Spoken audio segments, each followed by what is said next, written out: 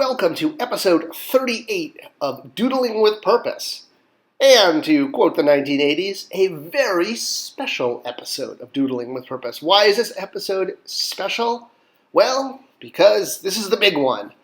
Not only are we moving on to a whole nother category of glyphs, but we're doing the famous one.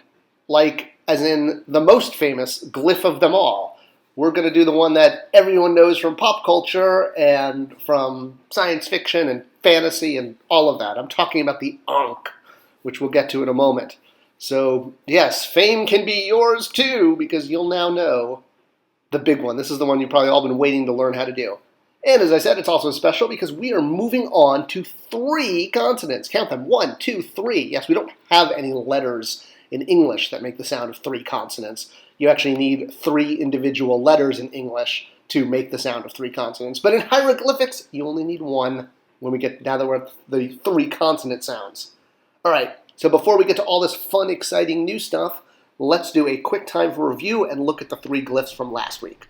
All right, so we started off with the rabbit, or the hare, which is one kind of long line up to the ear, go to the back around, second leg, connect, give him a little tail, and an eye, and a second ear. And there's the rabbit. All right, next up we've got the flower, which has 4 petals off of a center circle. Pretty easy to do. All right, it's W-N, wun. And then whip, the ox horns. All right, starting off this week, we have to finish off the 2 consonants with the sparrow. So yes, I'm sorry, the swallow. The swallow is what it is. So this is it carved in relief. This is it painted on ancient Egyptian paintings. Well, I mean, this I guess it's a wood painting from ancient Egypt, but it's got the swallow. This is what it looks like in glyph form. If you do the full fancy tail, we're going to ignore the fancy tail for now, but you can always do a more fancy. And this is the last double consonant making wr. Work, W-R, like work, but without the K. All right, starts off with a line with a slight curve down, half circle back up, and then a diagonal down and up. Then the head, the legs are a lightning bolt, something to stand on, and an eye. And that is the swallow. So line with a slight curve down, up and connect, diagonal down and up. The head is one line with a dot for the eye, legs, lightning bolt, and something to stand on. So the legs have that curve. So line with a slight curve down, up and around, horizontal down, make the head, legs curved, something to stand on, and give them an eye. And that is the swallow. All right, next up this week we have a boat. We haven't done too many boats. This specifically is the mast of a boat, as in like that big giant pole that you see sticking out from any kind of boat with sails, like the thing that holds the sail. And this is actually a really good one. This is an ancient Egyptian toy boat. But you can see the mast in the middle, and that's what we're going to draw. And this makes aha. See, aha, we're on to the 3 consonants. Finally, this is the last and actually the shortest group of glyphs. All right, so to do aha, we're going to do line down and diagonal, diagonal, give it a stick, and then 4 crossings. And that is the mast. So again, down, angle in, straight down, and 4 crossings.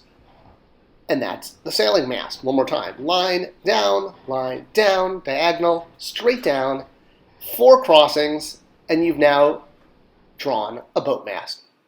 All right, this is it. The Ankh.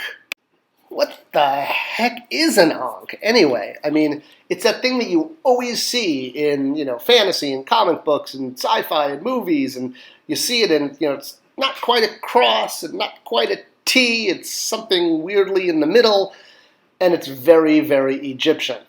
Well, obviously, not obviously, but a lot of people know that it means life.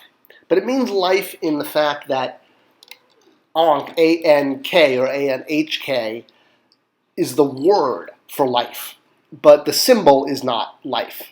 the symbol can, or the glyph rather, I mean, it can be drawn in many ways, sometimes more complicated, sometimes with a ridiculous amount of detail that symbolizes different aspects of Egyptian religion. But what you're actually dealing with, of all things, is a shoestring. Well, not necessarily a shoestring, if you will, but a sandal tie. That is what an Ankh actually is, or that is what you are drawing. It's pronounced A-N-K, but what you're physically drawing, just like previously, the A-H-A is a mast of a ship. The A-N-K is a tie for a sandal, because, just like these guys laboring away and making Egyptian sandals. You can kind of see it in this. This is an actual Egyptian sandal from a museum. And yeah, you can sort of see like how the shape there is the sandal tie. And shocker, it's pronounced Ankh, A-N-K. Again, just like the previous one was A-H-A. So that's Ankh.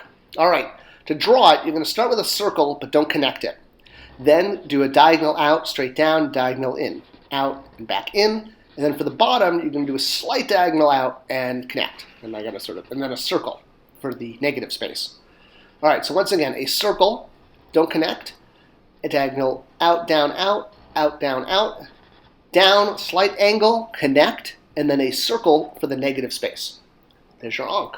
All right, circle, diagonal up, straight down, diagonal back, diagonal down, diagonal back, straight down, slight diagonal, connect, circle for the negative space. Ankh, which is the word for life, but it's actually a string to tie your shoe. Hey, if only all-powerful symbols of an entire culture and pop culture were really just shoe ties, then the world would be a cooler place, right?